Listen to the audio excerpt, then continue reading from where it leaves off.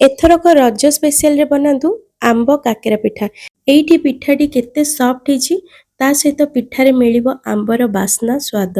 काकेरा पिठा तो आपण सब बेले बनौथिबे किंतु एई पिठा केवल एई आंब सीजन रे ही बनै परिबे। तेबे डेरी न करिकि एथरक रजरे एई पिठा को बनातु रजर मजा उठातु।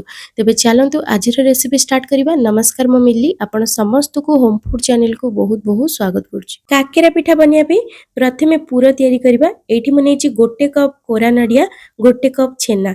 छेना म एठी घरे बने कि नेछि, आपण पनीर को भी ग्रेट करके नै परबे। प्रथमे छेना आउ नडिया को भलो भाबरे भाजी दबा। सेते थिबा पानी अंश टिके सुखी गेला परे मीठा टेस्ट पई दबा चीनी। एठी म 4 बड़ चमच चीनी नेछि, पाखा पाखी 1/4 कप।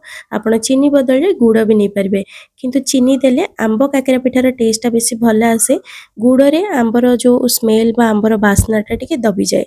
तो ये देखो भल भाव में भाजी सारा जो पानी अंशटा पूरा सुखी जीव, लास्ट रे गुजराती गुंड देकी गैस को बंद करदे। एबे पूर को ठंडा हाँवाई छाड़दे। तो ये देखो आमर छेना नड़िया पूर पूरा पूरी रेडी। आपण चाहिए बिना छेना रे केवल नड़िया चीनी रे भी पूर को बनी पारे।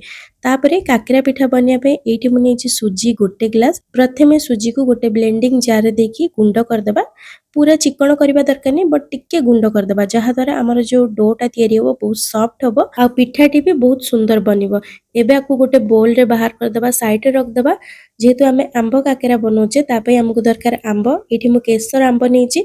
केसर आंब टिके मीडियम साइज रो थाए, सेति पे मु 3टा नेछि। जदि आपण बाइगण पल्ली आंब नथिबे गोटे किबा 1.5टा आंब रे भी हेजिबो। एठी हमको दरकार आंबर रस बा पल्प।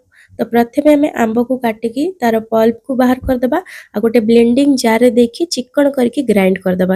ये आप देखी पारे आंबटी केते सुंदर भाव में पाची। पूरा पाचिले आंब आ मीठा आंब नेबे, टेस्ट बहुत भल आसीबो। मुझे जो ग्लास रे सुजी मापिकी नेछि सेही ग्लास रे ही सब जिनस मापिकी नेबी।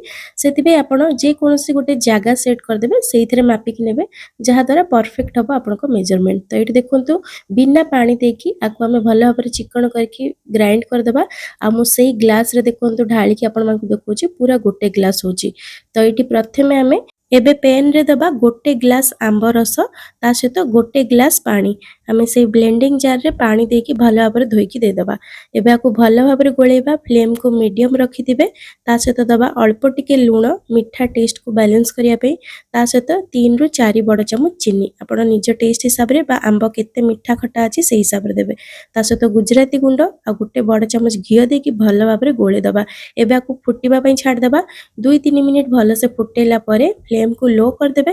तापरे हमें जो सुजी को ग्राइंड करके रखले ताकू दबा। गोटे हाथ रे आपण सुजी ढालिबे, गोटे हाथ रे गोलेबे। कंटीन्यूअसली गोलोथिबे जहा द्वारा बिंडा पड़िबनी। फ्लेम को एठी आपण लो रखिथिबे। सबु सुजी देई साला परे फ्लेम को मीडियम कर देबे। कंटीन्यूअसली गोलेबे। देखिबे धीरे धीरे एटा गोटे डो टाइप रो हे जिवो। पूरा पेन जेतेबेले छाड़ीबाकू लागिवो सेतेबेले जानिबे कि आपनको डो बा आपनको जंतुणी पूरा पूरी रेडी हे गेला। फ्लेम को बंद करके कवर करके रखी देबे। तो ये देखंतु पूरा गोटे डो टाइप रो हे गेलानी, पेन रे बिल्कुल भी लागुनी। तो ये हमें बंद कर देबा। एबे कवर करके आको किछि समय छाड़ देबा, टिके हल्का ठंडा हबा पई। जंतुणी को खोला बिल्कुल भी रखिबेनी, नहले ऊपर भाग सुखी की हार्ड ही जिवो, पिठा गढिबा पे असुविधा हबो।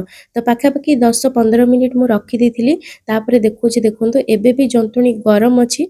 ताको हल्का टिके स्पैचुला रे प्रथमे खेली दबा, माने एमति टिके मैश कर दबा जहा द्वारा टिके ठंडा हला परे जेतेबेले आपण आपको छुई पारिबे तापरे हाथ रे चकटिबे। हाथ रे प्रथमे टिके घियो लगे देबे, तापरे भलो भाबे राको चकटिकी स्मूथ कर देबे जहा द्वारा पिठा गढिबाकू सुविधा हबो। तो एबे हमें गोटे गोटे करके काकेरा पिठा गढिबा, जेमति हमें नॉर्मल सब काकेरा बनिताओ सेमति ही बनेबा। आपण जो साइज रो बनेयो चाहउछन्ती सेही हिसाब रे गुळा नेबे। प्रथमे गुळा को चकटिकी चिकन कर देबे, तापरे मु जेमति देखौची सेमति गढिबे। साइड गुरा पतळा रखिबे, मझी पर्सनटा मोटा रखिबे। तापरे 2 चम्मच एठी मु पूरो दोची। स्टफिंग टिके अधिका देबे, खाइबा पे पिठा भल लागिवो। आपण पानी किंबा घियो हाथ होई कि पिठा को गढी परिबे। एबे भल भाबरे चिकन करके सील कर देबे।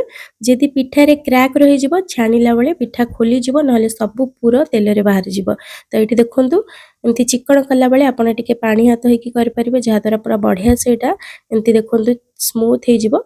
तापरे गढ़ी सारला परे आपण आपको कवर करके रखिबे। मु एठी सेई पैन रे ही कवर करके रखुची, जहा द्वारा पिठार जो ऊपर भागटा सुखीबनी, हार्ड हबनी। जदि आपण पिठा को गढ़ी की बाहर रखी देबे, हावा बाजी की कोन होय ना पिठा रे क्रैक आस जाए, जोथि पई कि पिठा तेल रे छाणला बेले फाटी जाए।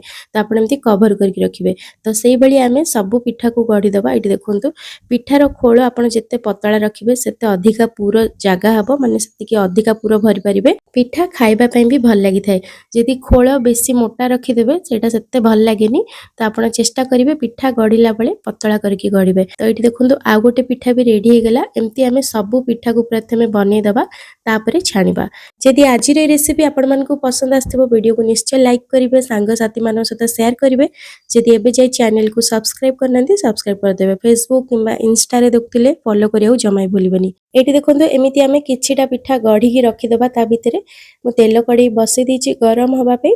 आ एठी देखंतु मु किछिटा पिठा को गढ़ी देछि। एबे चलंतु छाणिबा। छाणिबा पई तेल को पूरा भल से हाई फ्लेम रे गरम कर देबे। पिठा को देई सारला परे जेतेबेले 1-2 मिनिट हे जिवो, टिके तळ पट छाणी हे जिवो, तापरे आपण फ्लेम को लो करिवे। गोटे साइड टिके कलर आसी गला परे ही उल्टेबे। केयरफुली उल्टेबे। जेतिकी पिठा एका सहित जागा हबा कड़ी रे सेतिकी ही देबे। एइठी मु जो पिठा बनीची टिके बड़ साइज रो बनीची, सेति पई 4टा पिठा गोटे थर रे देछि। जदि आपण बड़ साइज रो कड़ी नोथिबे ताहले अधिका पिठा एका सहित देकी छाणी परिबे। पूरा दुई साइड रे कलर आसी गला परे जानिबे कि पिठा पूरा पूरी रेडी।